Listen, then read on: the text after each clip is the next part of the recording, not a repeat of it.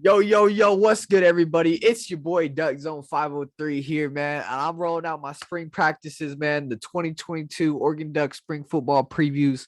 And we just did a couple of the position groups on offense already. Today, we're going to do wide receivers. And I got a special guest with me, Jonathan Charles from Scoop Duck. Say what's up, man. Yes, sir. Happy to be here as always. Bringing you the wide receiver edition today. We just covered the tight ends. For you guys that haven't watched it, make sure to go watch it. The link will be at the top of the video. I'm happy to be here and talk about the receivers today. Yeah, 100%, man. If you guys would like to go follow Jonathan, it's at Jonathan underscore. Sorry, I'm not having a good day saying this. At Jonathan underscore SD8. So Yes, sir. at Yes, sir. Jonathan underscore SD8 on Twitter. Keeps up with all things recruiting with Oregon football. So if you want to know anything about a recruit, he's your man. He works for Scoop Duck. I work for Scoop Duck as well now. So go ahead and get your scoop from scoopduck.com through On3 Sports.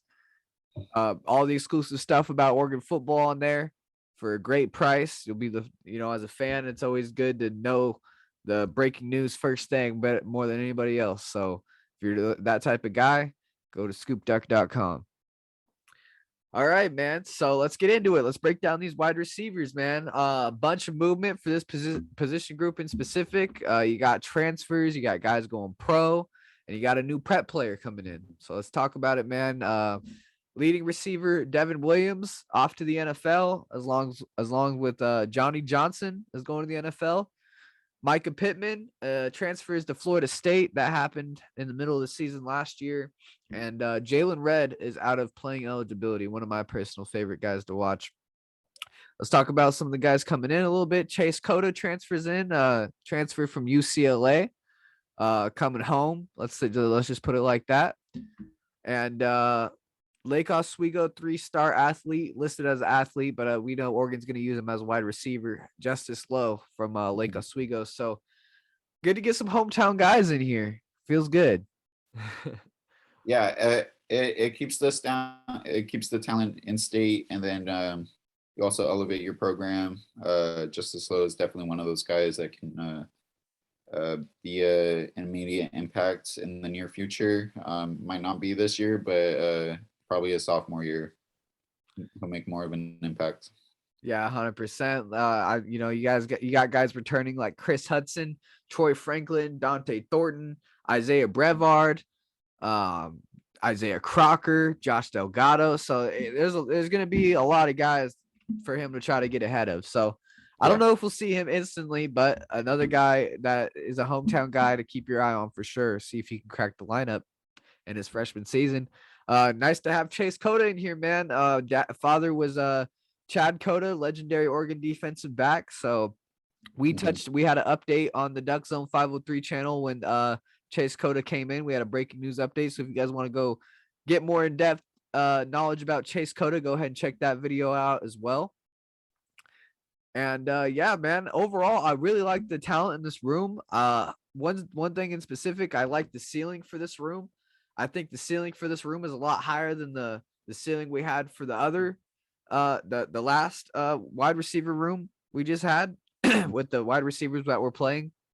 I think now that you got the skinnies in, let's just call them that, the skinnies, we're gonna see a lot of what we've seen from the Alamo Bowl. I mean, these guys can make plays. They're highly talented, highly recruited, young wide receivers. So at the spring game, it's good to have that. It's good to know as a coach that you have a young, talented core here at in the wide receiver room. Just going to be interested to see how OC Dillingham opens up the pass game and see or make the plays that us Oregon fans want to see. Which is downfield passing. A lot of the Alamo Bowl stuff in that second half that we see. Yeah. We want to see. So, a lot of Duck fans were frustrated with that Cristobal offense. It was a lot of tight knit, not a lot of downfield shots, a lot of play it safe type of offense. Williams led the team last year in receiving. Devin Williams, last year he had 35 catches, 557 yards, and 4 touchdowns, which isn't gonna blow your eyes off the page there. I mean, it's really It's fair. It's like the tight ends, man. Not a lot in the passing game overall last year. So like I said, it's going to be interesting to see how offensive coordinator Dillingham's going to open this up. Another thing important to note, just talking about lack of a passing game, a running back, Travis Dye led the team in receptions last year. So, I mean, if a running back's leading your team in receptions, that just tells you right there that your passing game isn't elite, so to speak. Yeah, it's not as efficient. Yeah, not as efficient. Good way to put it. New wide receiver coach Junior Adams joins the program, former Washington wide receiver coach. Just an important note here, he coached Super Bowl champion Cooper Kupp in 2010 at Eastern Washington. So getting a Super Bowl coach player. I don't know how to put it, man. He coached a Super Bowl player. There you go. So yeah, that's important to note there. And went to Washington and bring in some decent good guys at wide receiver there. And I think here at Oregon he's gonna do a lot more. So with the tools and facilities he has here for sure. So yeah, man, what do you think about this wide receiver group? Yeah, there's a lot of receivers in this group that have a very high ceiling. The obvious notorious ones are Troy Franklin and Dante Thornton, who probably have one of the highest ceilings. Oregon hasn't had a very high end receiver drafted within recent history. So this could be definitely one of the guys that end up first round or second round pick. Devin Williams might even go in the second round. He's played 2 years with Oregon. He definitely raised his stock the last couple years under Coach McLennan. And I'm very excited to see this group. We haven't had this kind of receivers in this room in a long time. So to be able to have someone that can stretch the field and run any route as crisp as Troy Franklin can, then it's definitely going to make a difference for sure in this season. Yeah, 100%, man. Like you said, Oregon hasn't had a couple wide receivers like this. I mean, Troy Franklin, Dante Thornton, Chris Hudson. These guys are really, really highly rated recruits coming out of high school here. I mean, let's talk about Chris Hudson real quick. Came on strong last year, had 31 catches for 419 yards and 2 touchdowns. So almost catching up with Devin Williams, the leading wide receiver there. A few yards, a few catches away, and a couple touchdowns from being the leading wide receiver last year. So from a production standpoint, it looks like he's going to be your number 1 wide receiver coming in. And he was a 4-star wide receiver in the 2020 class out of St. John Bosco. So St. John Bosco out of California, really, really, really elite football school down there. You got Troy Franklin, who is the highest rated wide receiver Oregon has ever signed. Am I correct on that? Pretty sure. He's the highest rated wide receiver. Yeah, and Oregon. So that speaks volumes by itself. In my opinion, I think Troy Franklin has the best playmaking ability. He has the best hands on the team, in my opinion, at wide receiver, just off of what I've seen watching games. I think he has the highest ceiling out of any wide receiver, really, in my opinion. Highly rated recruit in the 2021 class, number 6 wide receiver in his class, and number 2 player in all of California. So highly rated recruit. I think he's from the Bay Area, correct? Yeah, Bay Area guy. From Bay Area East guy. Colorado. Okay, yeah, good to always get guys from that area. And then Dante Thornton, man, I like Dante Thornton's size, big receiver at 6'4.5" with breakaway speed and a lot of potential. You see that breakaway speed when he caught that ball. I forgot who he was playing, man, but I just remember him catching it and then turning and going, man. He just got, I think it was like a 30-40 yard touchdown. I think against Stony Brook. Yeah, Stony Brook, man. He just took off, man, and he has really good size. So another highly rated recruit in the 21 class. 2021 class. He was the number 7 wide receiver and the number 2 player out of Maryland. So you're getting the number 6 wide receiver, the number 7 wide receiver in the 21 class there. And I expect him to get a lot more reps this year at wide receiver. You know, you just got to expect with all the guys leaving, a lot of playing time open up. So good to see these young guys, step up. We're gonna see, and I think we're gonna see a lot more production from these young guys as well. What do you think? Yeah, Thornton could be the next predecessor to Devin Williams, which I think he will be.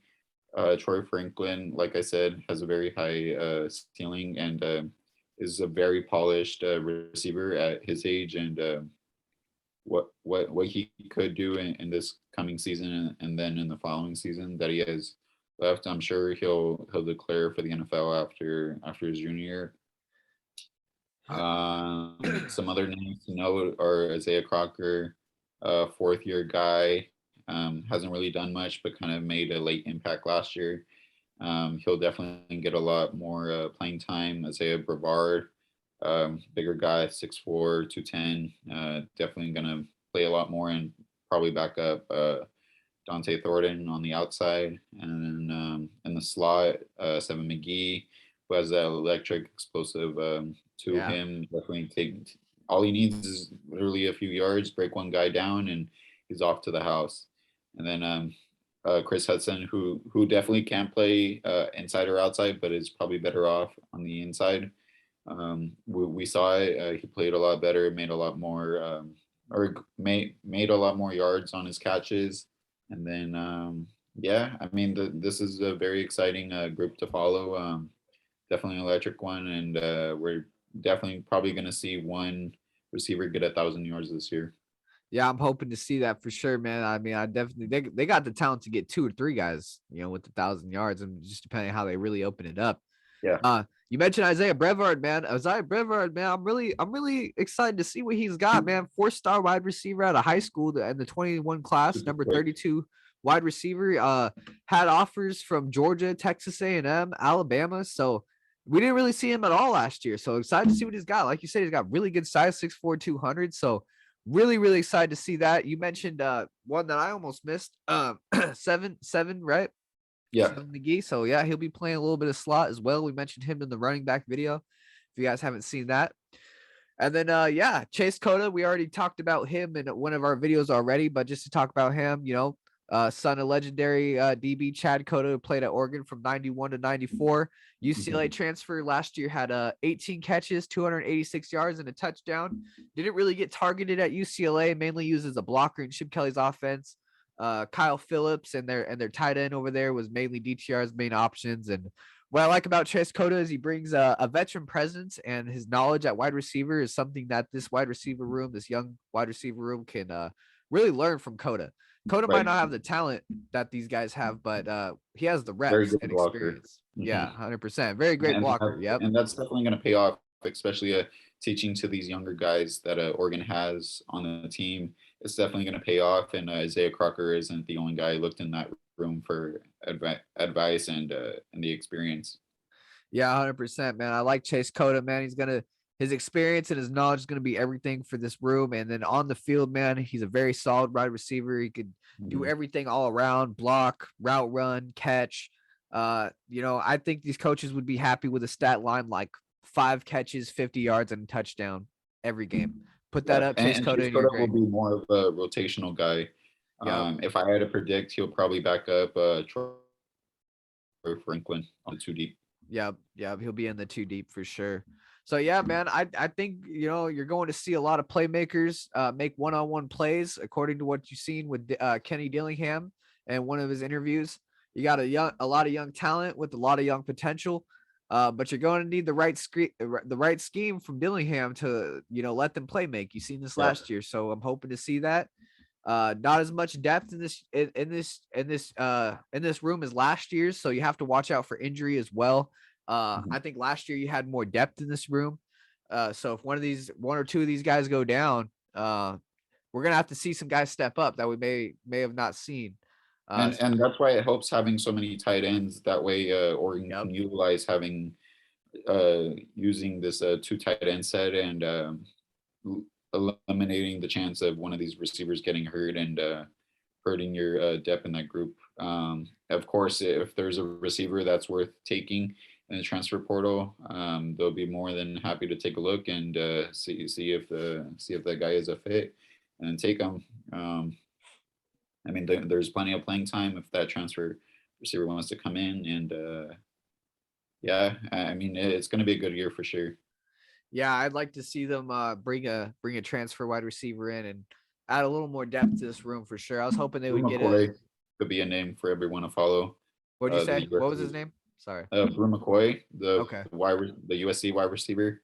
Nice. Um, he's spoken to the staff, so definitely a name for everyone to follow for sure. All right, man. Well, that pretty much wraps up the wide receiver group position. We've been rolling out these spring previews for everybody to watch. This is just the wide receiver one. So if you're interested in getting a better breakdown on each position group before the big spring game on April 23rd, go ahead and click our channel, Duck Zone 503. Go ahead and subscribe. And yeah, man, appreciate Jonathan Charles from Scoop Duck coming on at Jonathan_SD8 on Twitter, breaking down everything with recruiting with Oregon football and also breaking news. You can follow me, DuckZone503, on Instagram and Twitter as well. That's where I put out my breaking news instantly, faster than YouTube, obviously, because I got to record, I got to edit to put it out. So if you guys want the news fast, go ahead and hit our socials up. And then if you want the breaking news, the exclusive, the in-depth stuff, go to scoopduck.com, man. You'll get the exclusive stuff from the top writers in the industry through on3.com. So yeah, man, anything you want to say before we get going? Yeah, just make sure to like, subscribe, let us know how we're doing these videos. Your comments are much appreciated. How we can always improve. Go hit that notification bell. Make sure to go subscribe, and go follow me on Twitter at Jonathan_SDA. I'm always posting information on there. If not, like on the recruiting boards, link will be in the description below on our website at scoopduck.on3.com. Yes, sir. Yes, sir. All right, y'all. That wraps it up for us. Everybody have a great day and go Ducks. Later, go Ducks. All right, cool.